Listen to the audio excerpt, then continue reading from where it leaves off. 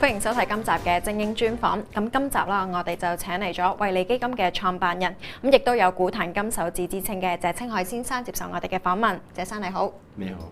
喺而家嘅經濟環境之下啦，你點樣睇今年港股嘅走勢呢？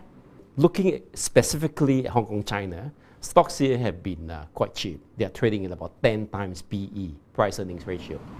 In fact, the China market have been the worst performing major market in the world in the recent years for its own reasons.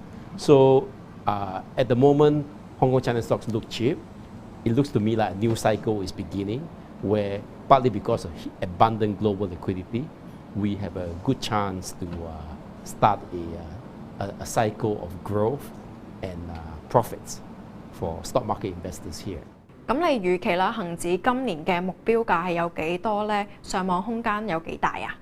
I'm hoping that it will end up this year between 15 to 20% higher than what it is today. And I think it's quite possible. Even if the market goes up around 20% from where it is today, you will just end up at roughly the average PE of the last 10 years. Now we're trading below average. 咁而家係咪入市嘅好時機啊？ Yes, it is. We think that the Chinese market has started a new cycle. China stock market, Chinese stocks, crashed from the second half of 2007 and they have been in a bear market, in a difficult, slow market since the second half of 2007.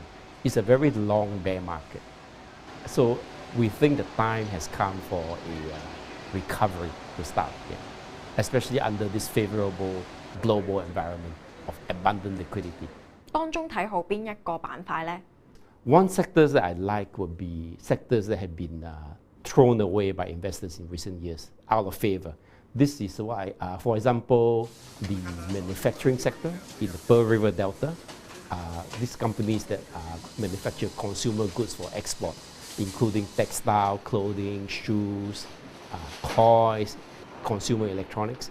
These stocks remain very cheap because they've been the subject of huge selling since 2008. So I think some of them are looking quite attractive again because its export market hasn't really collapsed. Another source of good ideas for us is that the Chinese government is starting a new cycle of policy reforms, fundamental reforms. And these reforms include a lot of deregulation and changes that will favor some companies. For example, the energy industry in China have been subject to a lot of price controls.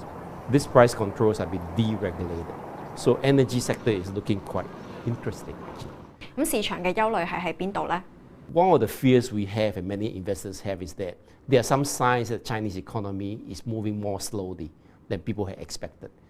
Although the Chinese government had already warned that, it's not a warning, just a projection that Chinese growth this year will be something like 7.5%, 8%, much lower than in the past.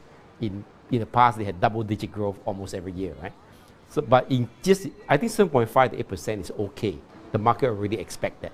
But if it's a lot slower than that, then the market may be very negative. They may think something is really wrong in China.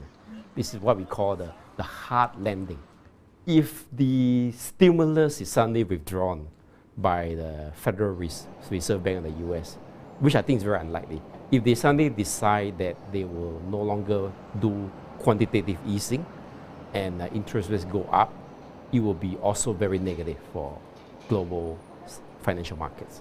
But I must emphasize that I think this is very unlikely because the politicians are unlikely to allow this to happen. Because the Western political system, you need to get votes from the public. So to stay in power, you have to be able to come up with more and more stimulus to ensure economic growth. 咁點解會再出現金融危機呢？咁你又預期呢個危機幾時會爆發呢？